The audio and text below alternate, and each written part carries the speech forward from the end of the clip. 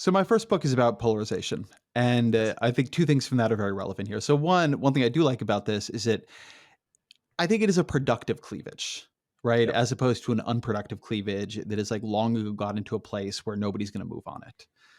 That said, a dynamic I'm pointing out in the first book, and that will happen here too, and already has happened in some areas, is the more this becomes a central issue, the more the parties will figure out which side they're on.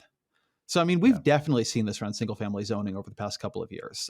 Think back to when Trump is in office and to the California race here, the recall race. As progressives have moved towards being explicitly against single family zoning, Republicans are moving much more into a defense of single family zoning. And so, if single family zoning becomes like the hot issue, I don't think it will be bipartisan for very long at all. And I mean, they're always individuals, right? Yeah. But these things have a tendency to find in a polarized political system for people to figure out how to organize around the cleavage. But so long as it is existing in kind of the back of politics, or it's more salient in places with one party government, like California is, then it can have this sort of unusual, strange bedfellows coalition. So that part of it is, I think, fun and valuable and interesting right now. I'm not unbelievably confident in it sustaining itself. And that's particularly true because,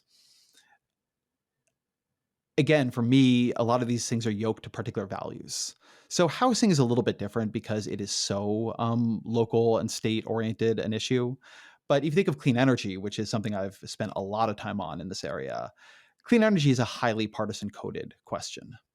Yeah. Or if you think about alternative proteins, meat is a highly culturally coded question that people desperately want to turn into a partisan one, right? There was a whole thing when the Green New Deal came out about how they were going to ban hamburgers.